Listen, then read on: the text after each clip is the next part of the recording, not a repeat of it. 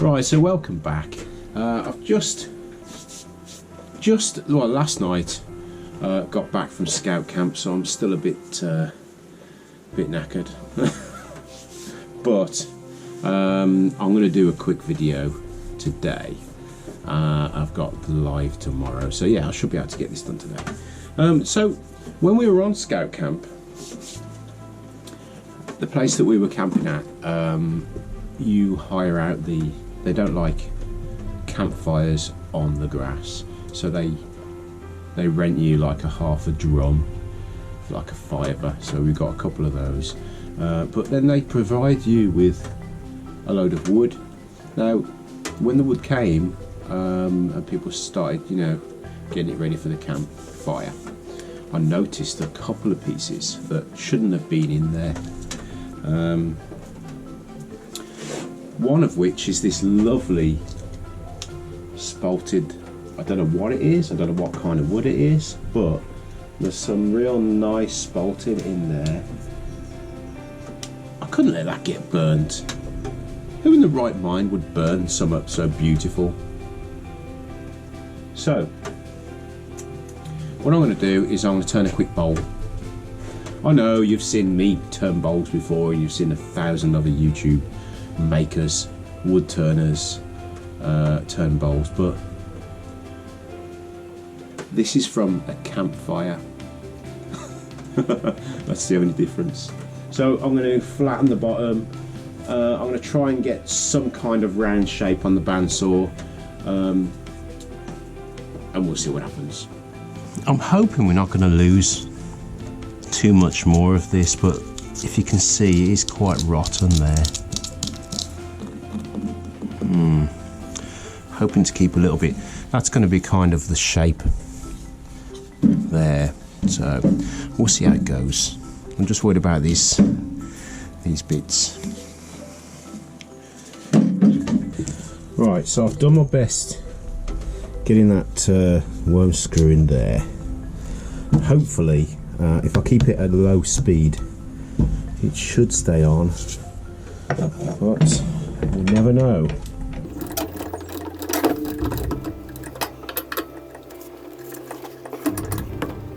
I really hope this turns out nice, because I love this. It looks beautiful. Just move you back a little bit. Can you still see? Can you see my junk over there as well? Okay. Oh. Let's turn you right down. Oops.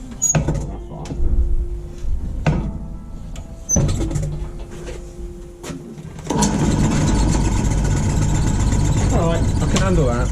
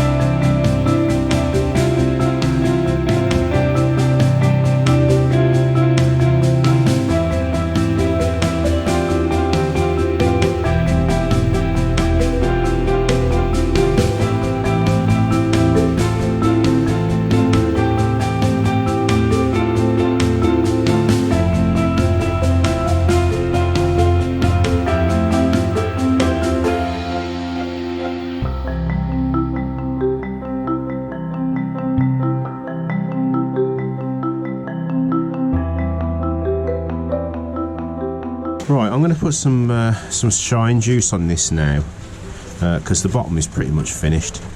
Whatever this part of the wood here, it is really hard.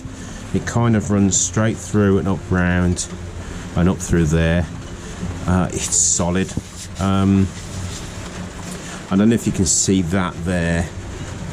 I think that the wood is a little bit soft. It doesn't feel it, but I think it is. And there's a lot of tear out that no matter how much sanding I do, I can't really make a difference. So what I'm going to do when I turn it round is I'm going to take this edge off, just to that point there. And see how it goes. But look at the colours in that, it's beautiful, isn't it? Ooh. I'm just going to quickly mix up some shine juice. This isn't my own idea. This is I got this from Doug from the pole barn, and I think he got it from someone else. So but it is really good stuff. So you need 3 equal parts of 3 ingredients. Okay, some kind of a container. I prefer the squirty ones. The one I was using is this one. I just find it easier to squirt it on rather than tip it on, so I've upgraded now to a bigger one. So that's that. Now I use a container so I can get 3 parts equally, and with this stuff you don't want to make masses of it, because the methylated spirits or the denatured alcohol will evaporate, and then you'll just be putting the other 2 parts on, and you won't get the effect that you desire, which is a nice shiny finish. So first of all, boiled linseed oil. So we're going to put 1 part of that in. What I'm going to do is I'm going to literally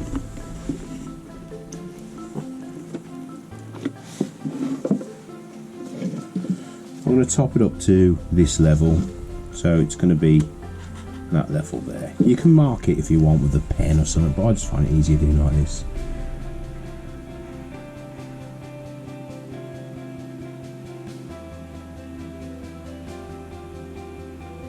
Right, so there's our boiled linseed oil, straight in.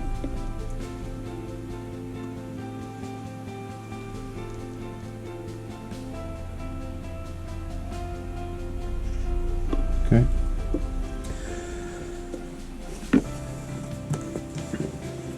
So next we have our, in the UK it's called methylated spirits. Other parts of the world you might find it called denatured alcohol or something like that, but it's purple in this country for some reason, so it will come up quite dark.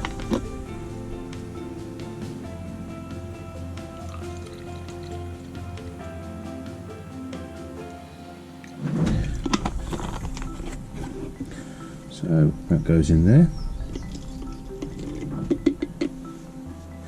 and then the final part is shellac varnish. I think that's called the same thing all over the world, but anyway. So remember, equal parts.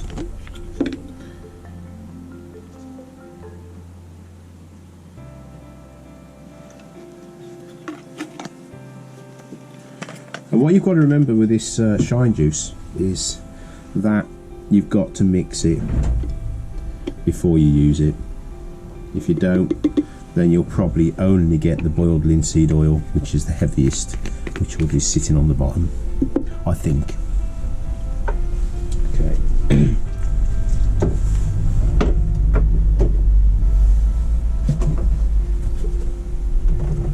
So you can see I haven't actually done that much of it. See? Because I don't want that methylated spirits to evaporate. When it's that colour, that's when you want to be squirting it on.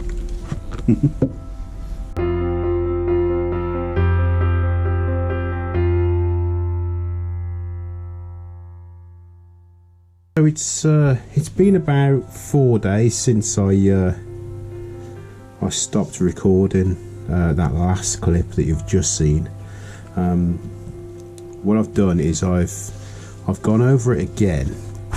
I've taken all that the shine juice and the axe paste and the polisher restore and all that off and started again, because I just couldn't get anything to soak into this grain. What I've had to do is get really cheap super glue, really runny super glue, and let it soak in,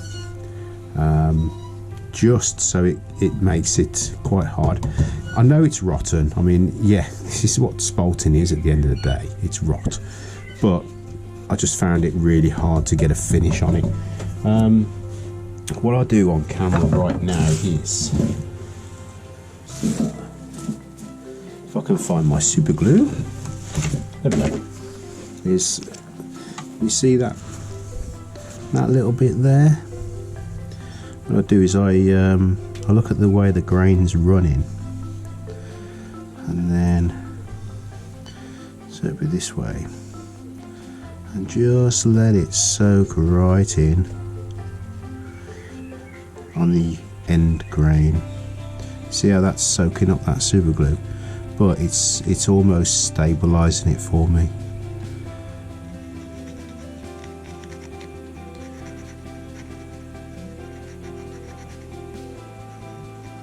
That'll soak in now, make it nice and strong. I just don't want to let go of this piece of wood because it's beautiful. You know, it's I really want to see how it turns out in the end, considering it was a piece of firewood. Right, that's soaking for a minute, then I'll give it a bit of a blast with activator.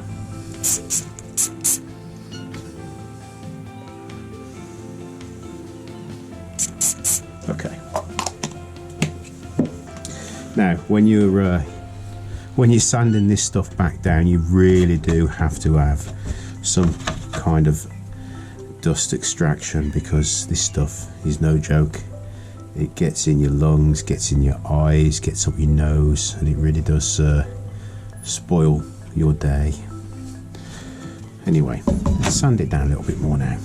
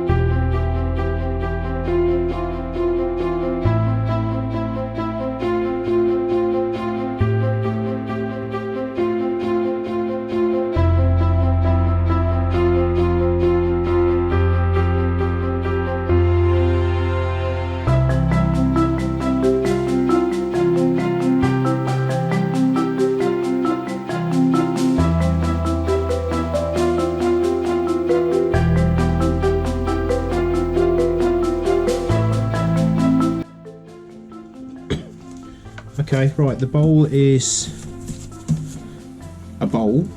It's a bowl. It's about all it is at the moment. So now, this is where the fun starts, put it that way. Right, but first of all, I want to show you a gift from Dremel to me. Now this isn't a product testing or anything like that. This is just literally a gift from Dremel to me.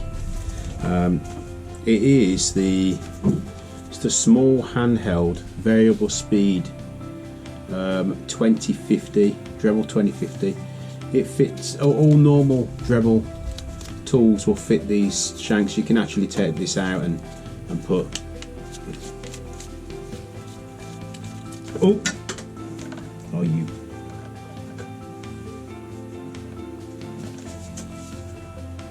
As I was saying, it takes the normal Dremel tools. As if you don't drop them all over the floor. But it's so easy to use. It's brilliant. I love it. I've used it loads of times. Little button on. Oh, why have I got these on still?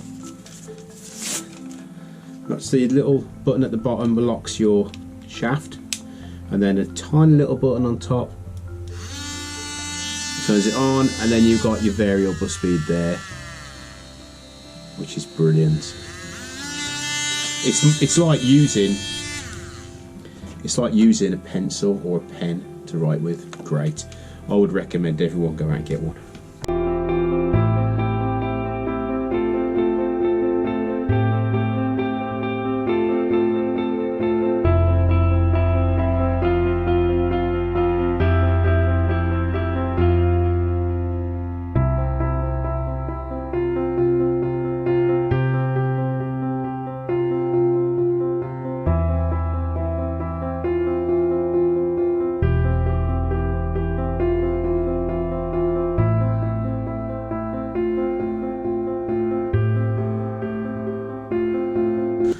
What I'm going to do now is spray a bit of this.